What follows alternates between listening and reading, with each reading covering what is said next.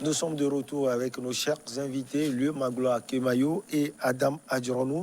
Lieu Magloire a véritablement posé une interrogation. Est-ce que c'est parce qu'on est contre une autorité de l'État qu'il faudrait choisir aussi ce chemin plutôt funeste?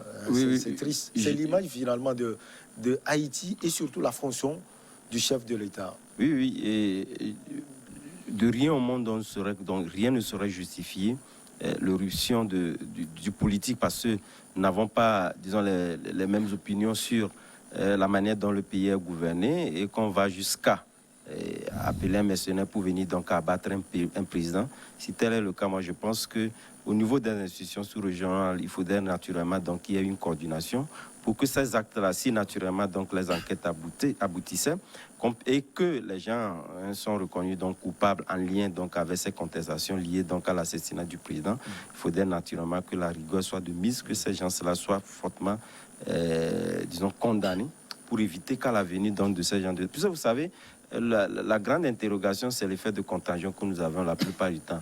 Lorsqu'on ne prend pas des actes forts pour condamner dans ce genre de situation, si tel est que l'opposition qui contestait la légitimité du président donc, est citée énormément dans cette affaire-là, et ça cause problème. Mais la plupart du temps, vous savez, aujourd'hui, lorsque vous prenez la plupart des pays instables, où ce genre de questions sont invitées, tout de suite, il y a donc un certain nombre de leaders qui aiment donc interpeller, disons, l'opposition comme étant donc meneur de ces genre de choses. Mais en fin de compte, on constate que, en tout cas pour nous, nos pays sous-développés, dans toutes ces affaires-là où l'opposition a été citée comme étant donc complice, on n'a jamais donc cité l'opposition pour ces genre d'actes-là. C'est vrai que la culture n'étant pas la même chose, mais si au regard, disons, de la profondeur de la crise et la contestation, et directement les gens qui professaient directement donc des actes de mort à l'endroit donc du président, je pense que Kemayo aurait raison en disant donc naturellement qu'on puisse donc faire le lien entre ces deux aspects de la chose là, de la chose, puisque comme je le disais, lorsque vous prenez nos pays, l'opposition peut être contre la manière dont le pays est gouverné, mais ne va pas jusqu'à l'extrême pouvoir donc professer, disons, des actes de mort sur un président de la République, même s'il est contesté dans sa légitimité de fonction de président de la République. De toutes les façons, une opposition qui le dit tout de suite serait quand même mise au verrou. Et je pense que ces gens de choses doivent faire cas d'école pour éviter que cela ne puisse donc perdurer à l'avenir. Les États-Unis condamnent un acte odieux. La France dénonce un lâche assassinat. Lieu Magloire Kemayo, on va parler aussi de l'échec, si je peux le dire, de la communauté internationale dans ce pays. On parlait de l'échec des Haïtiens eux-mêmes dans la manière de voir leur politique depuis des décennies, mais également l'échec de la communauté internationale sur des faits qui sont finalement un contentieux de choses où on voit une banqueroute totale. Oui, et c'est là qu'il faut noter aussi que dans les rues de Haïti aujourd'hui, il y a des manifestants qui descendent pour demander que la Russie intervienne parce que les États-Unis sont le grand ennemi, c'est le grand frère sur le même continent qui est très puissant, qui a un regard, un droit de regard sur ce qui se passe en Haïti, qui compte dans l'analyse de la situation, qui compte pour de multiples raisons. D'abord parce que le continent américain dans son ensemble est le terrain de jeu des États-Unis. Et donc, ce qui s'y passe est toujours sous l'œil très avisé, très autoritaire des États-Unis. Et puis, de l'autre côté, parce qu'il y a une grosse communauté haïtienne aux États-Unis qui y vit depuis de nombreuses années pour des tas de raisons. Et donc, le regard des États-Unis compte, les soupçons qui sont portés sur l'origine du commando qui a assassiné font qu'il y a un faisceau d'interrogations qui va vers les États-Unis. Et donc, certains commencent à dire ce serait pas mal que la Russie intervienne et qu'elle nous permette de contrebalancer l'influence des États-Unis. On a l'impression d'être à nouveau dans la guerre froide, comme on l'a vécu entre 1948 et la chute du mur de Berlin en 1989. Et je ne pense pas que ce soit dans l'intérêt de Haïti. On a vu également avec les derniers chantiers humanitaires qu'il y avait eu en Haïti que l'argent qui avait été dépensé pour la reconstruction du pays n'avait pas toujours été utilisé à bon escient. Qu'il s'agisse du business humanitaire, comme on l'a appelé, parce que pour le coup, c'était un véritable business, ou qu'il s'agisse de l'aide qui a été apportée par les organisations internationales, cet argent n'a pas toujours été très bien utilisé, et il serait bien, par moment, que ces différentes organisations, tant humanitaires qu'internationales, se posent également les bonnes questions pour savoir comment on vient en aide efficacement à un pays qui est aussi meurtri que Haïti. Parce que la meurtrissure, elle est historique, même si dans l'immédiat, ce qu'on voit, ce sont par exemple les tremblements de terre ou d'autres choses qu'il y a eu. Il y a eu de grosses blessures qui ont fait que Haïti a démarré sa course avec beaucoup de poids, qui était lesté de beaucoup de poids au moment de son indépendance, et que ça ne s'est pas amélioré avec le temps. On peut verser des larmes de crocodile aujourd'hui de la part de la France ou des États-Unis, mais le vrai problème, c'est qu'il faudrait remettre les compteurs à zéro pour ce qui est de la dette de ce pays, pour ce qui est du financement de son économie, et savoir intervenir sans nuire à la manière dont l'économie du pays pourrait se porter. Je dis cela parce que l'ingérence qui est effectuée, y compris dans la lutte contre le trafic de drogue, ne permet pas à l'autorité du pays de s'exercer de façon souveraine. Et ça, c'est un vrai problème.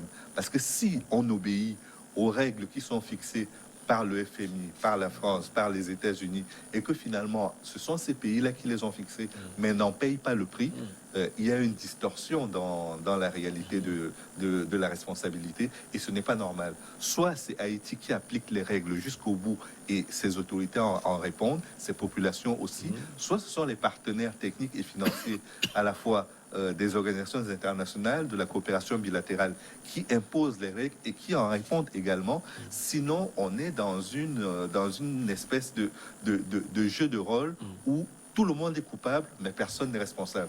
Et ça, je pense que ni Haïti, ni ses partenaires n'en ont besoin.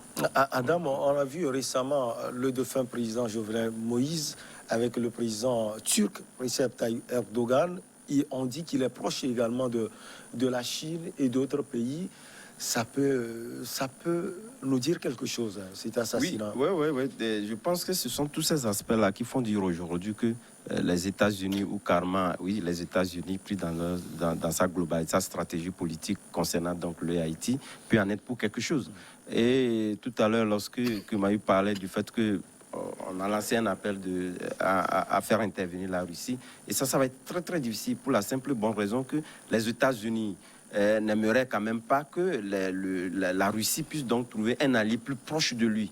Et je pense que toute l'histoire est là pour nous le démontrer. Nous avons vu le cas avec le Cuba et tout ce que ça a donné. On n'a jamais vu donc un pays assez stable de ce point de vue-là. Et naturellement, ça va davantage compliquer la situation pour les Haïtiens, parce que quelque part, c'est l'intérêt supérieur de la nation qui serait donc mis en avant. Et moi, j'estime que de toutes les façons, le président Moïse savait très bien qu'il n'était pas donc de mèche ou carrément dans une relation parfaite avec les États-Unis. Voilà pourquoi d'ailleurs lui-même, il avait déjà commencé par tisser ses liens, ses relations avec les puissances, en oubliant carrément donc l'aspect économique, puisque vous savez, c'est un pays également qui est moins cité pour ses performances politiques que sur des actes assez politiques. Donc l'économie n'étant pas aussi en adéquation avec l'aspect politique, de toute la façon, on sait qu'à l'intérieur, il y a déjà la situation sociale qui est déjà instable. Et ça, j'estime que ça n'est pour quelque chose, mais on ne va pas encore rajouter en appelant donc la Russie. Il faudrait quand même que les Haïtiens, la classe politique prise dans sa globalité, puissent donc s'asseoir, évoquer la question, se regarder en face pour réellement voir, recreuser entièrement donc disons la nomenclature politique, etc., pour réellement savoir ce qu'il faut pour les Haïtiens que d'appeler donc la Russie. Ça risque encore de perturber, de perdurer dans le temps, et il ne s'en sortira pas d'aussitôt. Et lui, Magloire, on a aussi l'impression politiquement que Haïti a un problème avec, si on peut le dire, la démocratie. Quand on voit le règne de Duvalier, on voit le règne également de Jean-Bertrand Aristide, on a l'impression qu'il y a les germes également de cette gouvernance dans la vie politique de ce pays. Je ne connais pas de pays qui a connu une vie démocratique monotone et régulièrement excellente. Vous prenez l'histoire de France, elle a fait la révolution en 1789. Ça n'a pas empêché qu'il y ait un empire. Ça n'a pas empêché qu'on revienne sur la République et que finalement, ce soit grâce aux efforts des citoyens qui se sont battus pour reconquérir leurs droits, que la République soit maintenue et rétablie. Donc Haïti, c'est à peu près la même chose. On ne peut pas demander à un pays qui a autant souffert et qui continue de souffrir d'avoir une vie politique qui ne connaît pas des hauts, des bas, comme dans n'importe quel autre pays. Ça, oui, effectivement, il y a des germes qui ont été plantés de violence politique. Il y a des germes de dictature également qui existent, mais le pays s'est soigné. Il continue de se soigner. Et je pense que son parcours, dans quelques années, va en étonner plusieurs. Quand on a eu l'histoire de Haïti, on ne peut pas ne pas représenter une lumière, un espoir pour son monde, pour ses populations. Haïti a de nombreux artistes aujourd'hui qui brillent à l'international, a une culture qui porte dans les Caraïbes et au-delà. Je pense qu'elle trouvera encore le moyen de nous étonner. Et pour finir sur le plan politique, il y a une chose que l'on reprochait à Jovenel Moïse, et c'était par rapport à ses activités. C'était un homme d'affaires, plutôt prospère quand il est entré en politique. Et on lui a reproché ces dernières années d'avoir procédé à des détournements de fonds très importants. C'est pour dire à quel point, oui, qu'il y avait de la corruption également, c'est pour dire à quel point certains rêves. On dit également qu'il a un lien avec les gangs. On dit qu'il a un lien, mais ce que je voudrais... Non, c'est pas. Je ne peux pas donner un avis là-dessus. J'ai pas d'éléments suffisamment probants pour me prononcer, mais je crois qu'il est difficile pour les hommes politiques en Haïti d'agir sans être de mèche avec les gangs. Maintenant, les gangs entre eux se combattent. Ce n'est pas un bloc monolithique. Ils sont très différents. Port-au-Prince est un coupe-gorge par endroit, donc il faut en tenir compte. Si vous allez faire campagne, dans certaines zones, vous devrez négocier avec ces gangs-là pour pouvoir tenir vos meetings. Donc je pense que on ne peut pas être complètement à l'écart de l'influence des gangs quand on fait de la politique en Haïti. Et la dernière chose que je pourrais ajouter, c'est que les rapports entre Haïti et la République dominicaine, qui est juste à côté, n'ont jamais été excellents. Et même si on comprend la volonté qui a été celle de la République dominicaine de fermer ses frontières pour éviter qu'il y ait une propagation chez elle de ce qui s'est passé, les Haïtiens ne se sont jamais sentis bien traités en République dominicaine. Donc ça, c'est également un autre aspect qu'il faut prendre en compte dans cette grande île Hispaniola qui se partage entre Haïti et la République dominicaine. Adam, on va sortir de ce sujet sur Haïti. Des nouvelles de Martine Moïse, l'ex-première dame, si on peut le dire ainsi, est évacuée, comme le Magloire Kemayo l'a dit, à Miami, aux États-Unis d'Amérique. Oui. Et c'est malheureux, vous savez, lorsqu'on a dans ce genre d'attaque, il est très difficile de pouvoir donc dissocier, puisque la personne est rentrée jusqu'à sa chambre, puisque ça se produit déjà la nuit. Donc avec tout ce que nous connaissons, etc., il était très difficile de pouvoir donc épargner sa femme. Mais l'intention ici, on le voit très clairement, l'intention n'était pas quand même de pouvoir donc assassiner et la femme et son mari. C'était l'homme qui était donc prédestiné. Mais vous savez, lorsqu'on prend donc des armes de ce genre-là, tenues donc par un commando qui était donc prédisposé ou avait l'intention de faire du mal et de tuer donc le président. C'est en ce moment-là que la femme a été atteinte. Et d'après les dernières informations, il semble qu'elle serait hors de danger, ce qui est déjà une très bonne chose. De son retour, peut-être, étant donné qu'elle était donc témoin oculaire de la chose, elle peut quand même contribuer à ce que donc les enquêtes puissent avancer. Et l'essentiel que l'on voudrait, c'est naturellement qu'on puisse donc situer les responsabilités, punir ceux qui doivent l'être pour donc épargner ce pays-là de Katom qui se dessine dans l'horizon. Afrique du Sud, Jacob Zuma en prison. La police avait ordre de l'arrêter au plus tard mercredi à minuit. Mais l'ex-président sud-africain Jacob Zuma, condamné à 15 mois de prison ferme pour outrage, lui a facilité la tâche. Mercredi 22h30, un convoi d'une dizaine de voitures a quitté sa résidence à vive allure direction la prison.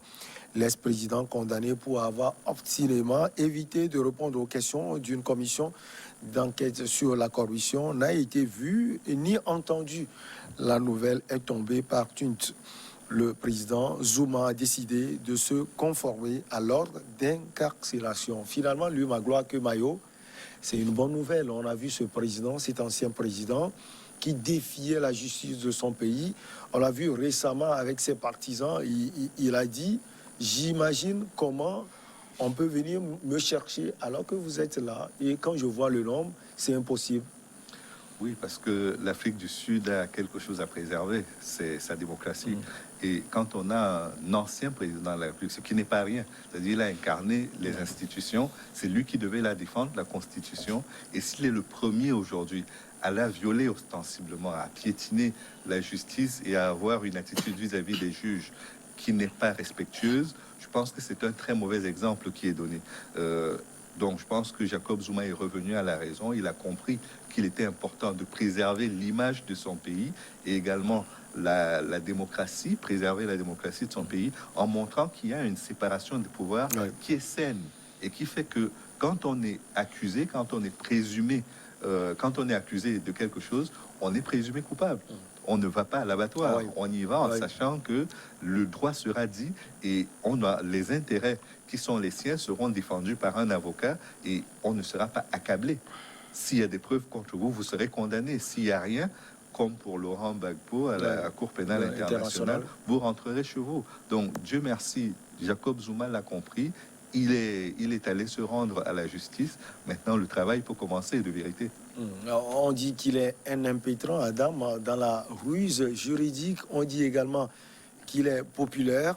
Il a ses partisans. Qu'est-ce qui, selon vous, l'a poussé à se rendre finalement? Non, vous savez, en son temps, lorsque ces soucis judiciaires avaient commencé, j'avais dit sur ce plateau-là que l'Afrique devait retourner donc la veste, en faisant en sorte qu'on garde naturellement donc l'image de nos chefs d'État qui sont anciens ou nouveaux chefs de l'État. Il faudrait naturellement qu'on ait dans ce regard sur ces chefs d'État. Mais au même moment, on ne peut pas dire que nos pays, ou carrément nos pays africains, soient, disons, dans l'impunité. Puisque lorsque nous avons des actes assez probants, factuels, qui pèsent contre vous, vous avez l'opportunité de pouvoir donc les défendre. Comme c'est le cas naturellement chez Zuma, qui en son temps où il y avait donc des actes de corruption, etc., du favoritisme, qui ont été donc mis sur la table. Je pense que même si vous avez l'humilité et que vous ne vous reprochez de rien, le fait d'abord que vous incarnez une institution de ces gens-là, un ancien chef de l'État n'est pas n'importe qui. Il faudrait naturellement que vous-même vous respectez ces institutions-là, sinon vous ne donnez pas le bon exemple à la population. Si naturellement tout le monde, on l'a vu avec les députés, on en parlait il n'y a pas longtemps ce matin avec le fils d'Ibeka, en son temps qui était donc accusé, qui a refusé d'aller, donc faisant donc passer son immunité parlementaire. Mais moi, je pense que il l'a fait, mais il aurait quand même plus à gagner s'il le faisait plutôt collaborer donc avec la justice, en faisant d'abord, là, il gagne doublement, d'abord en respectant cette institution-là et en donnant le bon exemple. D'abord, il a refusé et donc c'est calmement l'extrême. Lula au Brésil. Voilà, tout à fait. Donc, vous voyez, il a compris que de toutes les façons, il ne serait quand même pas opportun qu'il puisse donc rester. C'est vrai qu'il y avait ces partisans qui avaient dit, ils ont mis carrément dans des barrières pour le protéger, etc., que personne n'adviendra donc à le rattraper. Mais on a compris que lui-même ne pourra, lui-même se mettait carrément donc à prison en le faisant. Ils vont le faire durant combien de temps?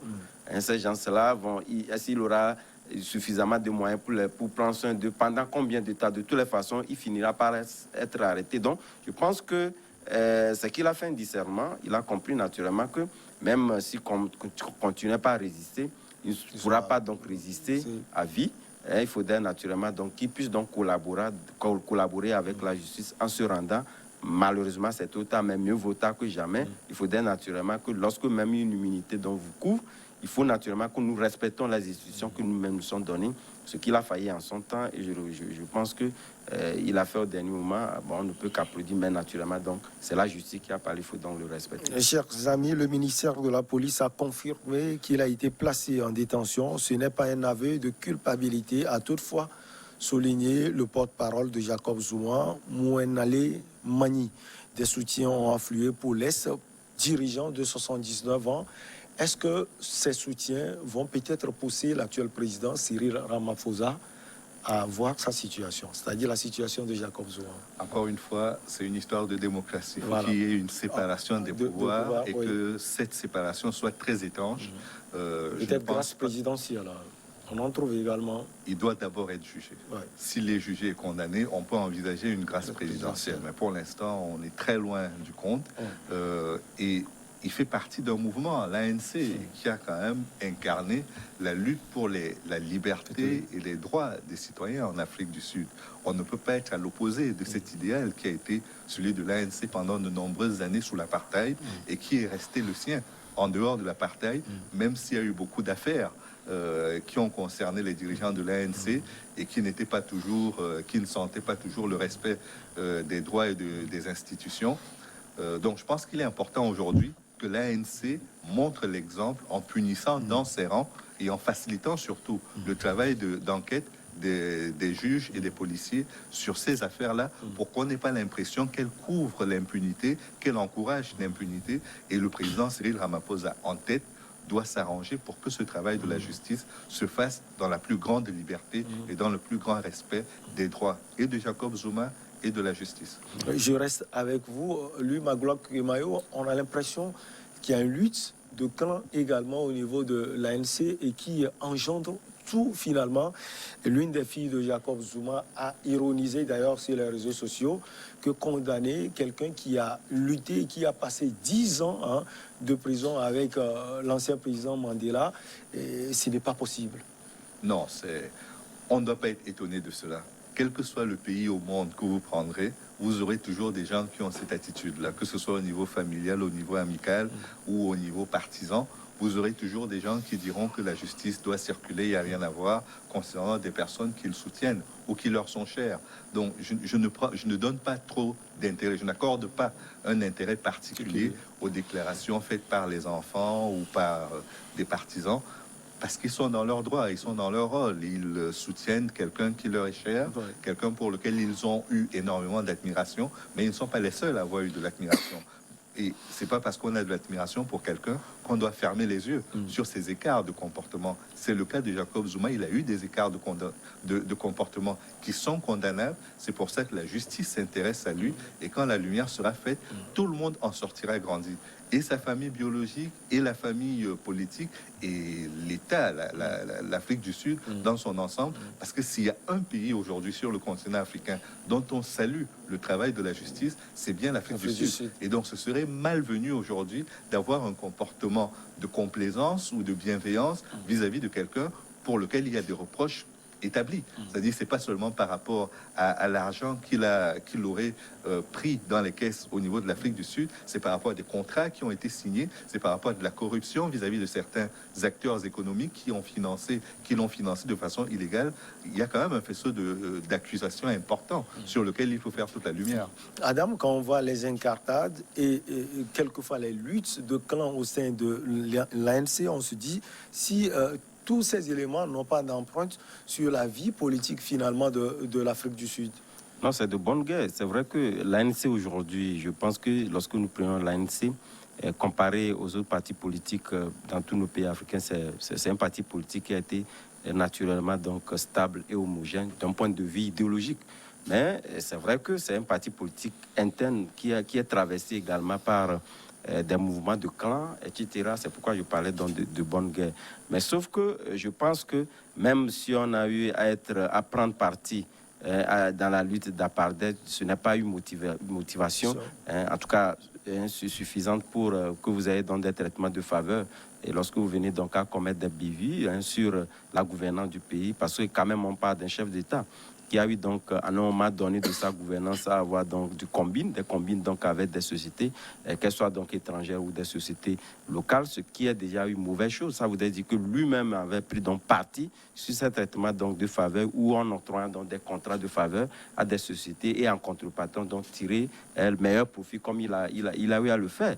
Donc de toutes les façons, cela ne tombe pas. Vous prenez, il n'y a pas de parti politique, vous ne constaterez pas qu'il y a donc des mouvements d'humeur. Et c'est ça qui fait même le parti. C'est pas fondamentalement lorsque vous défendez une idéologie que vous n'allez pas avoir donc des points de vue divergents sur des sujets donnés. Partout ailleurs, il y en a. Mais ce qu'il faut dire depuis l'avènement de l'ANC, le magistère de l'ANC à la gouvernance de l'Afrique du Sud, nous avons constaté qu'il y a aujourd'hui des critiques qui se font à l'encontre de l'ANC même. Parce que le développement d'abord a pris aussi un coup. Et cela, je pense que c'est à mettre à l'actif de ces dirigeants-là qui n'ont pas su mettre la rigueur dans la gouvernance du pays. Voilà pourquoi aujourd'hui, lorsque vous prenez les grands analystes, ils vous diront naturellement qu'aujourd'hui, il y a une partie de la population de l'Afrique du Sud qui estimait que le développement qu'on a connu lorsque les Blancs gouvernaient le pays avec le développement que nous connaissons aujourd'hui, il y a véritablement une sorte de fossé. Donc j'estime qu'avec les nouveaux dirigeants que nous connaissons aujourd'hui, ils doivent quand même imprimer cette marque de rigueur en faisant en sorte qu'on ne dise pas, voilà, ce sont les Noirs qui font mal les choses. Il faudrait naturellement qu'à un moment donné, que vous soyez noir ou blanc et que vous êtes prédisposé donc à prendre le destin d'un pays, il faudrait naturellement mettre tous les créneaux en place pour que le développement aussi suive et donc naturellement donc condamner ces actes qui ont été donc commis, les actes pareils comme ce que Jacob Zuma commet aujourd'hui et qui doivent être sévèrement punis pour servir d'exemple aux autres dirigeants qui viendront. Et je pense que ces mouvements internes, c'est normal, mais quand même, il devait avoir donc une convergence de vues liée donc à ces maladresses dans la gouvernance du pays. Le Magloire Kemayo, pour finir, qu'est-ce qu'on lui reproche concrètement? Et on parle de brouille également entre lui et l'actuel président, Cyril Ramaphosa. Est-ce qu'il n'y a pas peut-être une collusion entre ce qui se passe entre les deux hommes et ce qu'on lui reproche? Non, parce que Cyril Ramaphosa, il était bien parti pour succéder à Nelson Mandela juste après son premier mandat. On lui a expliqué dans la vie du parti qu'il était important que ce soit plutôt Thabo Mbeki qui le fasse. Puis Thabo Mbeki a pris le pouvoir. Thabo Mbeki est parti dans les conditions que vous connaissez, c'est-à-dire que il y a les jeunes de l'ANC qui ont milité pour son départ et grâce à l'un d'entre eux, il a été renversé. Les syndicats, enfin la démocratie au sein du parti a fait que finalement le président Zuma a pu prendre le relais et devenir le président après Thabo Mbeki. Et donc, c'est après tout ce monde-là que Cyril Ramaphosa vient. Je pense qu'il n'a aucun grief personnel avec le président Jacob Zuma, mais qu'aujourd'hui, au regard des casseroles qui suivent Jacob Zuma, il a besoin de redorer le blason du parti. C'est ça qui est important aujourd'hui. Cyril Ramaphosa incarne un peu le canal historique de l'ANC et pour ça, il ne peut pas laisser des brebis galeuses ou des canards boiteux, c'est au choix. Il ne peut pas les laisser entacher l'image de l'ANC qui est déjà partiellement entamée quand même, avec toutes les affaires qu'il y a eu. Et puis par rapport aussi à la mollesse que certains lui reprochent, ils disent que sur la réforme agraire, par exemple, on n'a pas beaucoup entendu l'ANC sur la question de la liberté économique. On n'a pas beaucoup entendu l'ANC. Il y a eu le Black Empowerment qui avait été lancé par le président Thabo Mbeki, qui a permis à une élite de l'ANC, à une élite noire de l'ANC, de s'enrichir et de devenir des acteurs économiques qui comptent. Mais depuis, ça n'a pas ruisselé vers les autres Noirs de l'Afrique du Sud. Et ça, c'est un vrai problème. C'est un défi pour l'ANC aujourd'hui d'arriver à renouer le contact avec les masses populaires, avec les militants historiques, comme par exemple ce fut le cas pendant la lutte contre l'apartheid. Donc, si l'ANC veut le réussir, il faut que sur le plan moral, il incarne cet idéal qu'il a été pendant de nombreuses années, qui sont les années sombres, celles de la lutte contre l'apartheid. Et chers invités, chers confrères, donc, avec votre permission, on va marquer juste une pause pour le journal et on revient. On va parler notamment du Congo-Brazzaville et du Togo.